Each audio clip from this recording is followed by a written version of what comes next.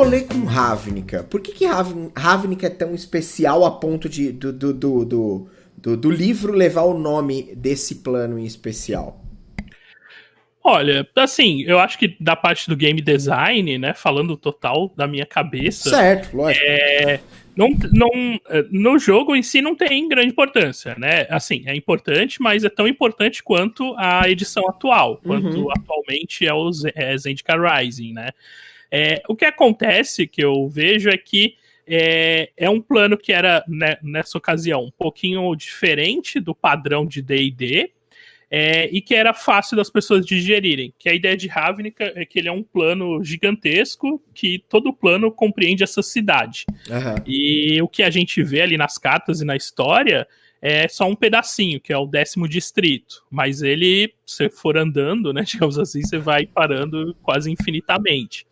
Caralho. E tem essa pegada de ser uma mega cidade, aí tem as guildas, cada guilda representa meio que um conceito, então a guilda dos Azorius, que é o branco e o azul, fazem a lei, policiam o negócio. A guilda dos Orzhov, que é o preto e branco, é meio que uma religião, né, eles dominam as igrejas ali, mas ao mesmo tempo eles que cunham as moedas, são um banco. Aí tem o Zizete, que é o vermelho e o azul, que são os inventores malucos. Então você tem 10 arquétipos para colocar num lugar e misturar todo mundo. Então, geralmente, num grupo em Ravnica, cada um vai ser de uma guilda, cada um vai ter um papel, vai fazer as coisas de um jeito. Então, acho que, do ponto de vista do design, é legal essas ferramentas e são fáceis de trabalhar.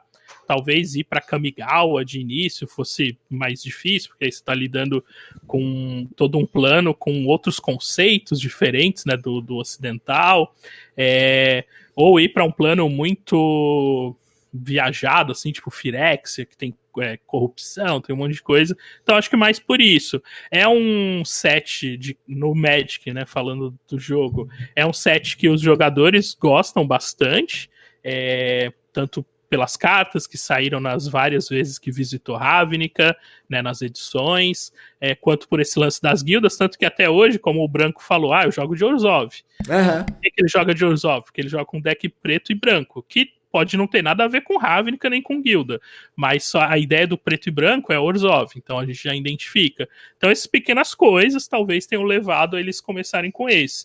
Já depois, quando eles foram para Teros tem muito essa pegada heróica, né? Então o teu personagem é um campeão e ele vai tentar chegar cada vez mais no favor dos deuses para fazer coisas mirabolantes.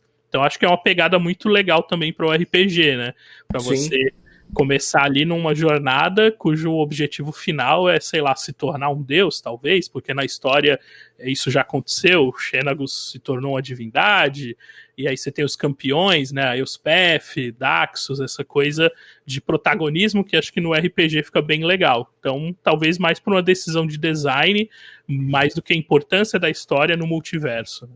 Me lembra um pouco o Hércules, isso tudo que você falou, e você até respondeu uma pergunta que eu ia fazer, que era assim, cara, não é nem me convencer, mas porque eu já estou convencido que eu quero, mas qual seria o principal chamariz para esses cenários de campanha para um cara que não joga Magic? Mas eu acho que tudo isso que você falou já exemplifica bem. Porque eu quero jogar. Ele tá trazendo ali nessa novidade, nessa inserção, tá trazendo algo que se difere lógico que você tem guildas, lógico que você tem.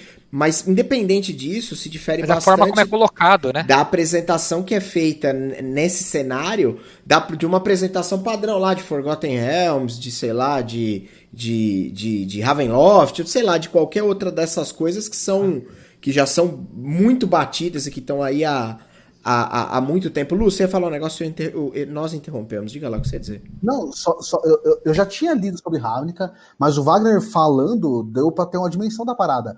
É um plano inteiro que é uma cidade. Imagina uma cidade gigantesca que você só conhece o 10º distrito ali, tá ligado? Mano, isso é muito louco. Você imagina assim, tipo, sei lá, o jeito que eu imaginei agora você falando, Wagner, é como se fosse o plano inteiro fosse 20 São Paulo, que você vai andando e você não tem fim na parada, tá ligado? Você conhece tudo, né? Você só conhece seu bairro. Tipo isso, cara. Essa é a ideia, assim. As aventuras são bem ligadas ao lance da cidade, com a influência das guildas. E aí as guildas são legais porque meio que você pensaria que um grupo, então, para estar unido, só vai servir se todo mundo for da mesma guilda, porque meio que as guildas são rivais. Mas a ideia de Ravnica é que as guildas lá, há milhões de anos, elas já brigaram muito por conta dessas diferenças, só que essas brigas, por praticamente não ter fim, quase levaram à destruição do plano. E aí os líderes das guildas na época criaram todo o sistema, né, que seria esse pacto das guildas, que é essa coexistência. Então cada uma cuida de uma coisa. E por muito tempo isso funcionou, esse pacto, essa ligação mágica funcionou. Depois teve várias tretas, enfraqueceu, e aí quando essa coisa enfraquece, as guildas começam a voltar a esses joguinhos de poder.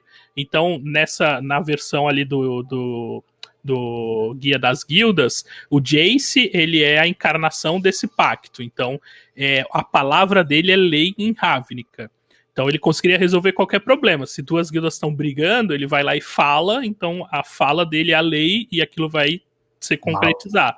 O problema é que o Jace tá sempre fora, porque ele é um planinauta, ele tá sempre resolvendo problemas em vários outros planos, e a galera tá lá, e aí tem agora é a oportunidade de qualquer um tentar ganhar um pouquinho mais de poder. Então a jogada política ficou muito mais forte, mas não pode ter nada abertamente, né, uma ameaça muito aberta, porque aí pode ser que duas guildas se unam para deter, então fica sempre esse jogo de equilibrar poder, né? E aí, falando dos outros planos, é interessante ver, assim, por exemplo, Forgotten Realms, a mecânica e a ideia dele é muito parecida com Dominária, por exemplo. Certo. Já Ravenloft, você vê muito de Innistrad e vice-versa. Então, talvez eles tenham mesmo visto ali planos que trariam coisas novas e não pareceriam com cenários que a gente já tem, né? Porque é importante, né? A gente já conversou nisso, falando de criação de cenário. Cara, por que eu vou jogar um outro cenário se ele é exatamente igual ao Forgotten? Por que eu não vou no Forgotten que tem, tipo, trocentos anos de história e carrega uma puta de uma bagagem? Por que eu vou trocar? Tem que me trazer algo novo, tem que me trazer alguma novidade, nem que seja uma temática nova. E me pareceu foda, cara, porque me lembra um pouco Vampiro, esse negócio de ficar brigando por poder e ficar querendo trazer pro seu lado, é uma coisa política, meio que... Né?